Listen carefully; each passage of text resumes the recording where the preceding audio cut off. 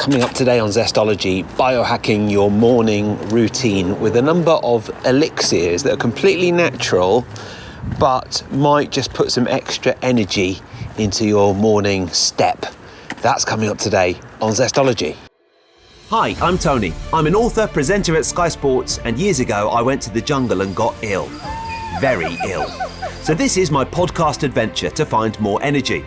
It's packed with biohacking, science, health tech, supplements, and some of the most well-known experts on the planet. This is something I spent 4 months of my life doing with electrodes glued to my head so that you can do a lifetime worth of meditation. Decide what you don't give a fuck about, which is something you don't care about.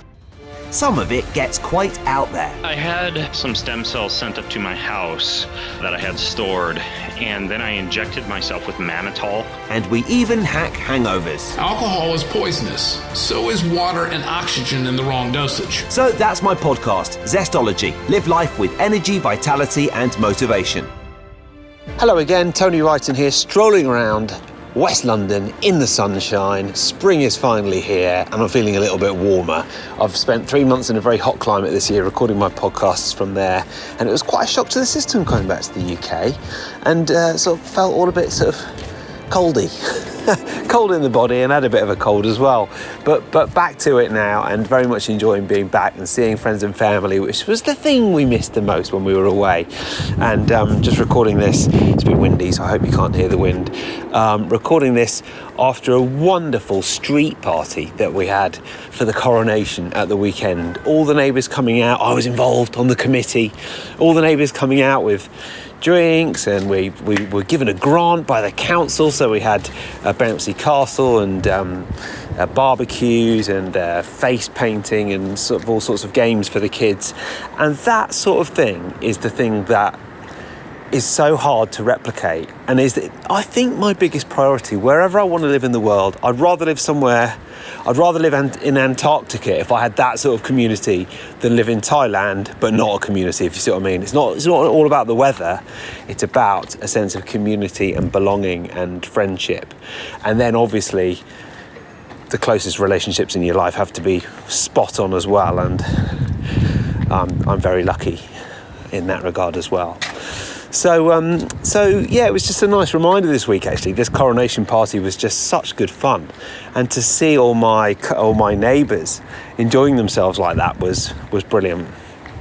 When it comes to biohacking, I think there's few things more important than that sense of community. Okay, here's Dr. Monisha Bhanote. Let's talk, well, she's very, very well qualified, as you will hear. And let's talk biohacking our morning routines and rituals.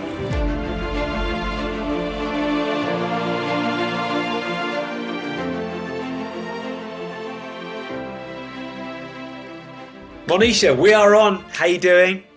All right. How are you today, Tony? Really good, thanks. And excited to talk to somebody who is not just a functional medicine practitioner, but a culinary medicine practitioner as well. What is that? Because I feel like I've heard of a lot of things in this world, and I don't think I'd ever come across a culinary medicine practitioner. Yeah, so culinary medicine is really taking that intersection of how we can utilize food as medicine and looking at, our lifestyles, and our communities, how we choose to eat food, how we eat food as a community, what we have access to, how do we bring it into our home? And then also, how do we look at it from a perspective of disease manifestation? So can we use certain foods to prevent us from going down a road of chronic illness? Can we use foods to reverse disease?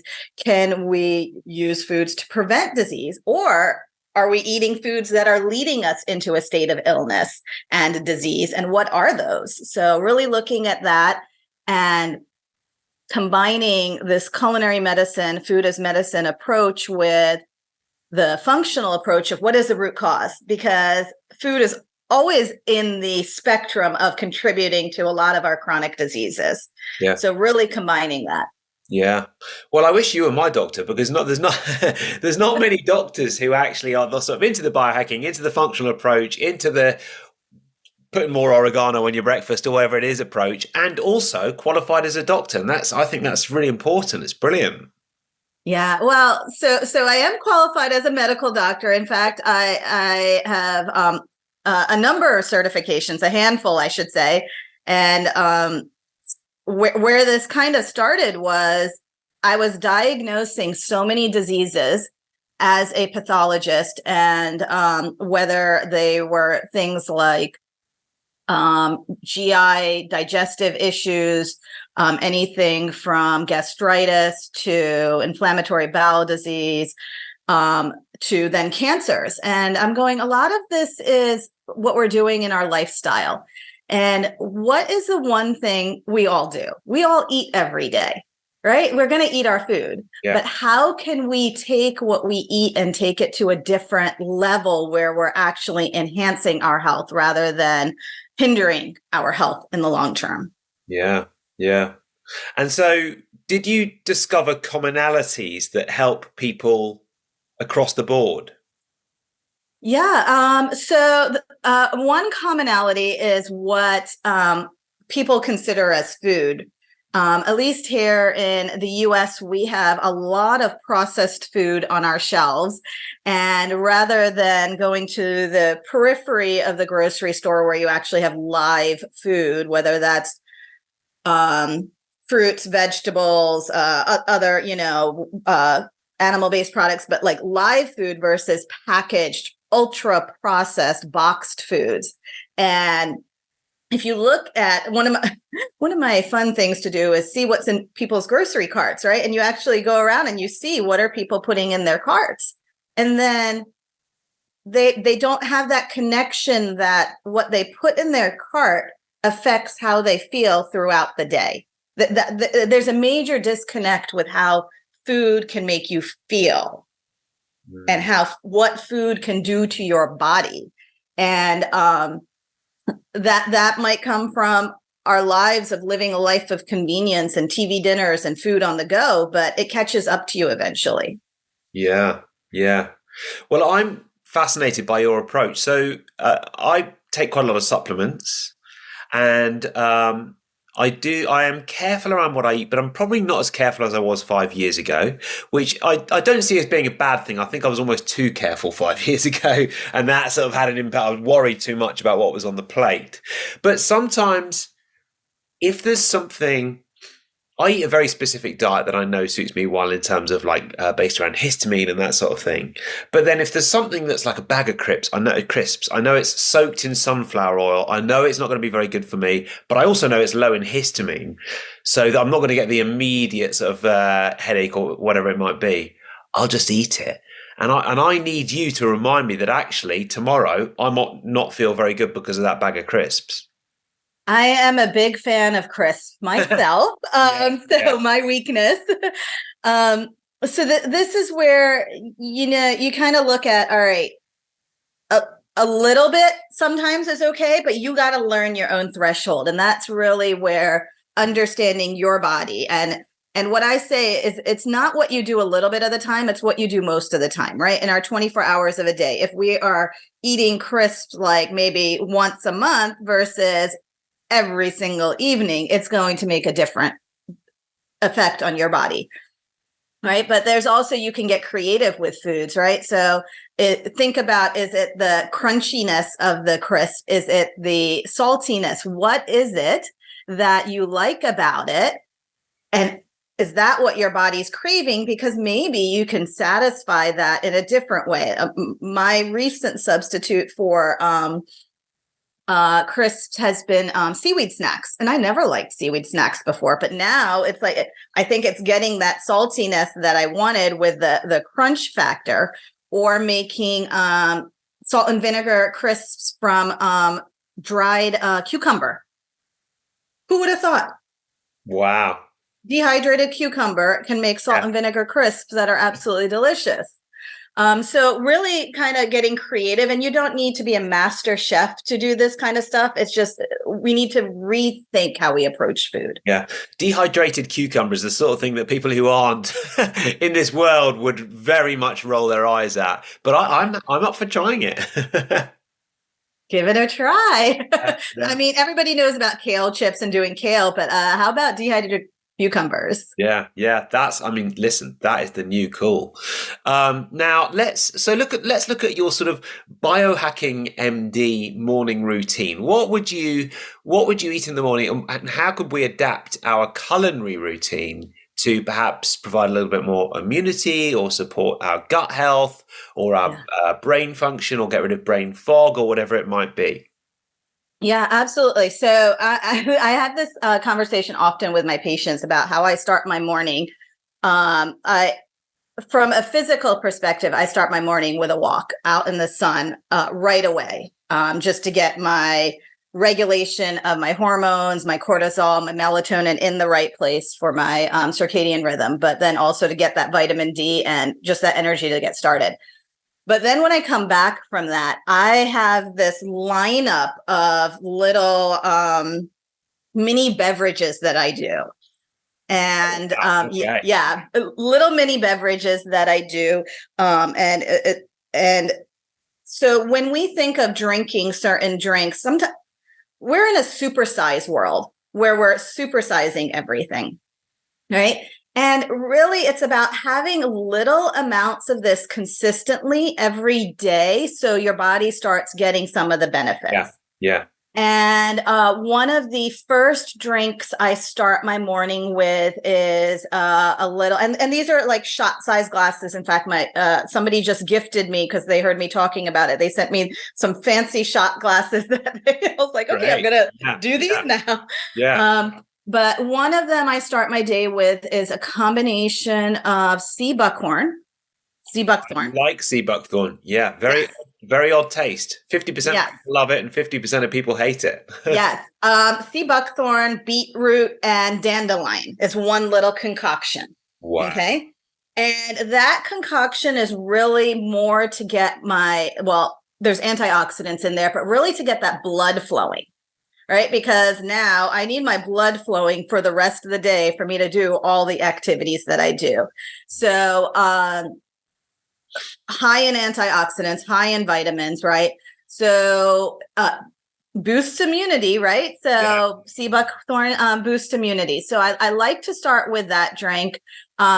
The dandelion also is great for immunity and kind of clearing out your liver. So maybe there was, something you did the night before. So it's a great one to start the day with. And then beetroot, we know, helps with the dilation of like blood vessels and blood flow, right? So for exercise performance throughout the day and kind of that blood flow getting going. Yeah. So that is one drink that, like I said, a little shot size, maybe a little bit bigger than a shot size, that I'll start with. And do you sort of prep these like a week in advance, or do you buy them somewhere, or how do you make them? So you can do combinations. So I sometimes will do powders. Sometimes I will do liquids and create them and then freeze them. So then I definitely do bulk meal prep. So I will freeze it. So then for the week, I'll take out that bottle, because you only need a little bit, and then that'll be ready for that week. Yeah. And then I also then move on to more of a brain kind of blend, because I'm going to be doing more focused work during the day, on call, seeing clients, really kind of brain work. And I'm really a fan of lion's mane. So getting in some lion's mane. Usually if I'm doing it in a beverage, I'm doing the powdered form of it. But if I'm at the farmer's market, I'll make sure to pick up some lion's mane and then incorporate it, whether it's in making, I have a great recipe for lion's mane crab cakes. So instead of crab cakes, I'll use lion's mane. It has that nice texture, very similar to what you would find in a crab cake. But I use that because lion's mane is great for cognitive performance. So to have it early on in the day helps me kind of set up my day. Right. Another one that I throw in at that time is I would put in probably Bacopa. Bacopa, have you heard of Bacopa? No, never. Okay. Yeah. So Bacopa Monnieri. So that's another good one. Full of antioxidants, reduces inflammation, and that will boost brain function as well. What I like about that is the kind of almost anti-dopaminergic effect that it can have, right? So when we have those surges of dopamine, those kind of hits throughout the day, it can kind of prevent that, because we don't want to have too many dopamine hits, that, you know, that excitement. We want to have like this almost even keeled level of dopamine. Yeah. Bacopa will also help with stress. It will help with memory. I've been taking that for quite a long time. And a lot of this stuff can be taken in supplement form. And I'm also a big fan of supplements. I take quite a bit. Yeah. But it's really about how can we incorporate this into our daily foods and drinks and what we're already doing, rather than just that simple black coffee. What can we do a little bit better when we are starting our day? I do warm water as one of the other beverages. So I've got like all of these lined up. For me, warm water with lemon first thing in the morning does not work. For others, it may work, but for me, it's just that warm water, because lemon in my, I would say, Ayurvedic constitution can be a little bit acidic for me early in the morning. So this is where really tuning into what your specific body needs, and not just following what's like out there in the social media world, really paying attention to, okay, was this one thing, and try it just one at a time. How did this one thing make me feel? Did it boost my energy? Did it improve my mood? Did it give me better focus? And then you start learning what works for you. Yeah. Yeah. All right. Another thing I put in there, rhodiola. Rhodiola is. So are all these small drinks, and you're saying like a little bit every day is what makes a difference? Yeah. That's what makes a difference. It's kind of like the person who says, yes, I ate a salad once a week. Right? We know that doesn't make a difference. It's having the consistency, and that comes with any practice you do, whether that's a mindfulness meditation practice, a physical performance exercise. It's what you're doing every single day. And if you can't do an hour workout every day, that 10 minutes is going to be much better for you than that weekend warrior workout that you do once a week. Right? Because our body needs these things. Our body wants to move. Our body wants to optimize sleep. Our body wants good nutrition. So, definitely a little bit, but more often is the way I would go. So rhodiola, another one. I like this one because this is great for burnout, which a lot of us are experiencing. So increasing the body's resistance to stress. So having a little bit of that every day. Okay. I think at least I've seen in the supplement world with my patients, they'll come to my office and we'll line up all their bottles, and they'll have like 20 bottles on my desk, all lined up. And I go like this off my desk, and they go in the supplement graveyard, because 19 of 20 of them either are not at therapeutic doses, have fillers in them that are actually contributing to other problems, or they don't actually need them for what's going on with their body. It was just something a friend told them to take, so they picked it up, right? So this is where working with a practitioner who understands supplements, working with somebody who can kind of optimize our daily rituals, as I call them. Like I'm not a fan of habits or even routines where you get burnt out, but like really being intentional with your lifestyle and creating these rituals. So I have a morning ritual of, walking and morning beverages. And I have an evening ritual that, depending on certain days, that I will do. But yeah, so, I mean, I could go on and on talking about herbs. So that is, and then, another one that I do, and this is still just in the morning, right? So 5 shots. Another one that I will do is I really like the Ayurvedic herbs. So whether that's going and I have a lot of these plants I grow around my house. So I have a moringa tree. I have a holy basil or tulsi plant. I don't have an ashwagandha plant, so I use the powder from that. But using these kind of to manage my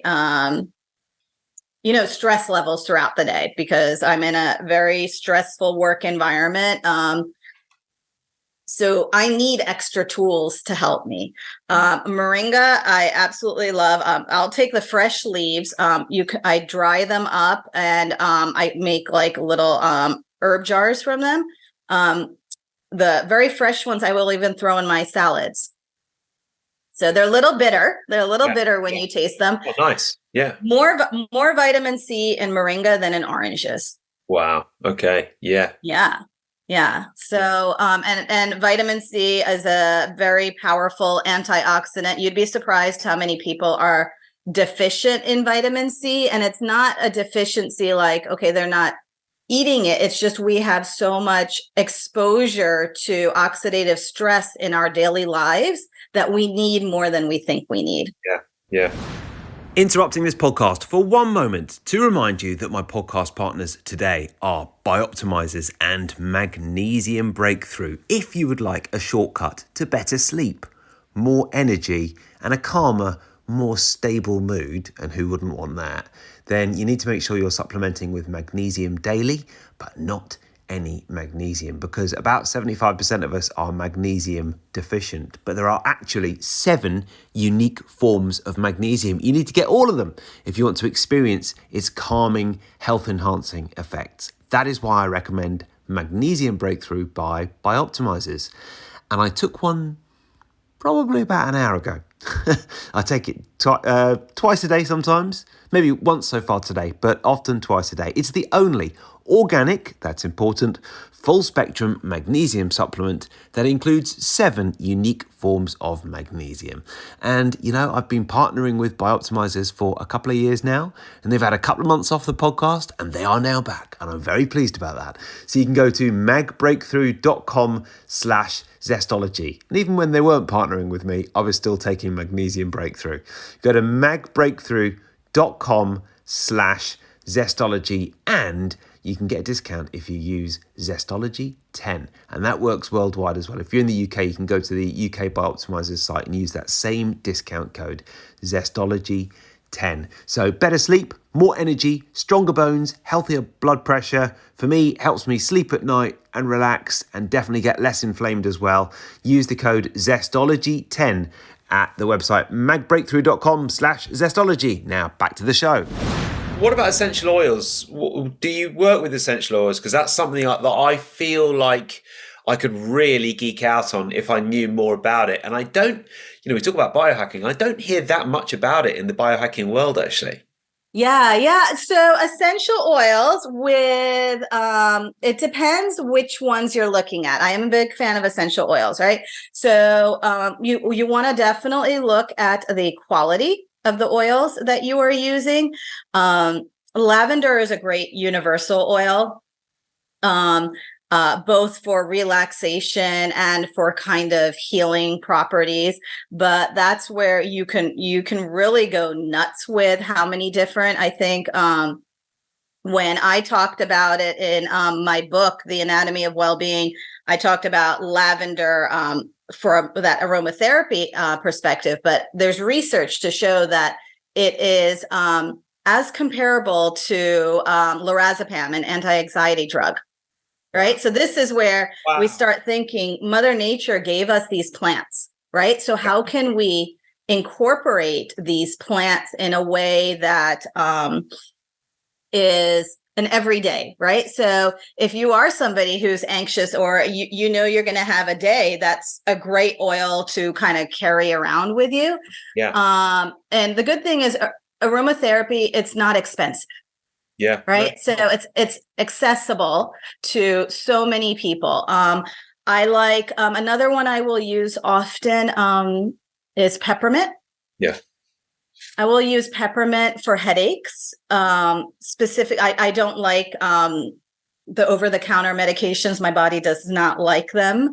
So if I feel a headache coming on, I will do peppermint, which is also great for your digestion and nausea. So Yes. Yeah. if you have digestive issues, you can consider that. Eucalyptus. All right. You ever seen the eucalyptus branches hung? Like, that's a great place to hang them in your shower. Yeah. When you take a shower and really get that steam and open up, but if you have issues with your immune system, eucalyptus is a great aromatherapy essential oil to use. Frankincense. I know the frankincense is such a funny name, but it is an Ayurveda. Like, we see it in Ayurveda as a medicine to improve mood, decrease inflammation, great for sleep, and another one for gut function. So these are all things we layer on and enhance. Right? It's like, okay, we're already doing this. What can we add on to take us to the next level? And that's where that biohacking comes in, because you can go to an extreme with biohacking, but you can't put a roof on a house without walls, right? So you need to build the foundation. So the foundation obviously comes with your food first, your nutrition, optimizing nutrition, sleep, exercise, and then you build up from there and put all these different kind of rooms or levels and everything into your house. Yeah. And then, you mentioned Ayurveda. The nuts thing is that up until comparatively recently, this is how doctors treated people since time immemorial, isn't it? Basically herbs, spices, food, and using the world around us to create tinctures and potions and potions to sort people out. Yes, absolutely. That's actually still to this day, a lot of medicine comes from plants. Right. So what they're doing is they're just making synthetic forms of these plants. Yeah. Yeah. And then, I found, we've just spent a few months living in Asia, and I found that there was one mosquito repellent in particular. I really struggled to find mosquito repellents that weren't mixed with alcohol, because I didn't want an alcohol-based one. I feel like I react to them a little bit, and I wanted one mixed with some sort of oil. And I found that a combination, lemongrass in particular, but eucalyptus as well, just makes me feel so good. And I can't really quite work it out, but it's just lemongrass mainly, and a bit of eucalyptus. Really feels great. Have you had lemongrass tea? No, I don't think so. Yeah, so I just came back from somewhere where they had lemongrass tea, but not like from tea bags. Like, they took fresh lemongrass and seeped that and blended that into this amazing. It was really uplifting. Yeah, and probably because lemongrass has anti-anxiety properties. Yeah, I was like, right. Okay. Well, maybe that's it. Maybe that's why I like it. Yeah. Yeah. Yeah. And lemongrass is great for kind of preventing infection. So maybe that's why from that mosquito, I'm not sure, I haven't seen that specifically for mosquitoes, but there is a lot of health benefits to lemongrass, and just taking those fresh leaves or the stalks, really, the lemongrass stalks, and creating tea out of that. Yeah. Yeah.